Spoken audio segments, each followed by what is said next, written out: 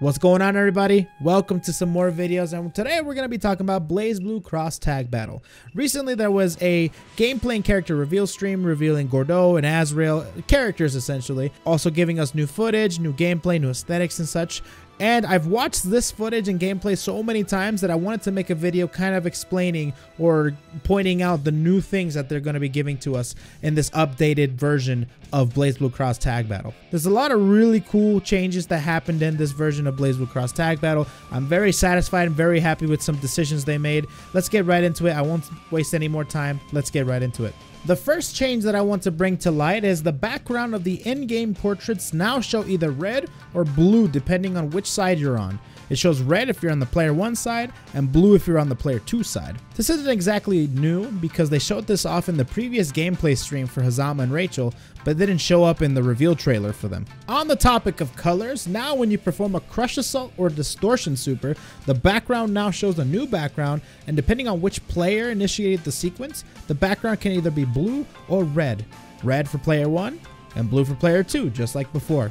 Now, I'm not 100% sure if this is true. This is just a theory of mine because we have not seen the distortion performed on player 2 side to show a blue background. Everything so far in the footage has been performed on player 1 side, and the game has this whole theme with player 1 having the red side and player 2 having the blue side, and it's this whole red versus blue thing. Oh my god! It would just make sense that the background for player 2 side would be blue. But then again, I could be completely wrong about that. We'll just have to wait for more footage to come out. By far, the biggest and most drastic change in the updated gameplay is of course the change in meter stocks, going from 3 meters to 5. This was one of my biggest gripes with bbtag, considering that distortions cost 2 meters, and the addition of EX specials, which cost 1 meter each, made it seem a bit restricted in how much freedom you had with your meter. Now that the meter stock is up to 5, players can now use their meter in any way they see fit. Now, I'm not sure if this is going to affect Residence Blaze, because Residence Blaze used to max out your meter bar at 6. But now that the default is at 5, I'm not sure if they're going to be raising it up to 8 or 7, but like in Dragon Ball FighterZ. We're just going to have to find out in future gameplay. Speaking of the meter bar though, they changed the meter design from a diamond to an oddly shaped C. Meter looks more expanded, giving you more visual room on how much meter you have to work with. It's kind of a cool little design. It's kind of ziggity zaggity. It's kind of cool. I like it. I like it way better than the diamond in my opinion. So, funny story. I didn't go over something very important in my previous video that I'm about to go over right now. So when you call an assist and you press the assist button again, you can perform an active switch, which leaves the character out after performing the assist. Before, there was a small visual cue indicating that this was happening, but now they made it so that whenever you perform an active switch, some big letter text will appear notifying all the players that the switch has occurred. Next change we're going to be going over is the life bar change. Now, whenever you take damage and it gets down to around 25 to 30%, your life bar starts flashing red and goes into danger mode. Now, I'm not sure if anything happens when you go in this state or if it's just for visual purposes, but my mind thinks of one thing and one thing only when I see this: astrals. I am about 90% sure that this is a huge indicator that astrals are coming back in the game, and this is probably the indicator that you can execute an astral.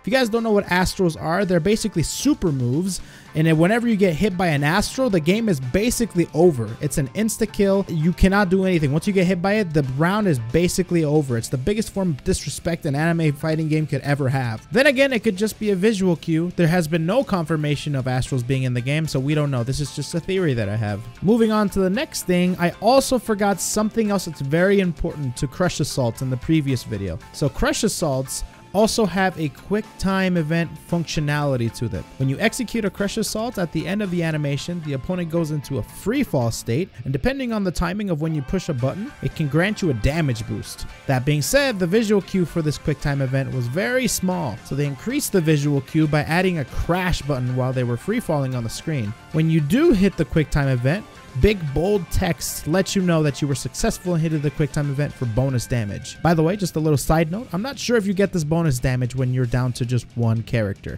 I think it's only available for when you have both your characters alive. The final change that I noticed in the updated gameplay was when you perform a distortion, a crush assault, or a specific move with a particular animation, a big X crosses out your opponent's cross gauge, which is basically your assist meter, to prevent them from using a cross burst during that particular animation. Needless to say, you can't burst everything in the game. Well, folks, there you have it. This game is shaping up to be super fun and super exciting with the addition of the Grim Reaper Gordeau and the Mad Dog Azrael. When it comes to characters in this game, anything goes. Any character can make it in this game. Well, with the exception of a few characters that should never, ever make it into this game. Other than that, thank you all for watching the video. Hopefully you guys are just as excited as I am to play this game. I am super stoked. Hopefully there's some way for us to play it very soon. And I'm just saying, Arxis, you can always rely on this guy if you ever need to, you know, play test the game. You can always rely on this guy. This guy will get you, he'll get you. This game is shaping up to be really cool looking. The Ruby sprites look awesome too. So the next Ruby character that's going to be revealed is Blake. You can't argue with anybody on that. They're just going by the order of the show is red, white, black, and yellow. So that's definitely confirmed. Like, that's the next Ruby reveal. When it's going to happen, I don't know. We're just going to have to wait and find out. They didn't give us any specifics on when the next trailer is going to be out, but hopefully soon. Like I said, thank you all for watching, and I'll see you guys on the next one. By the way, don't forget to subscribe and follow me on Twitter for more Blazblue Cross Tag Battle. I am always up to date on this. And if I missed anything here, let me know in the comment section below. Take it easy, everybody. Have a great day.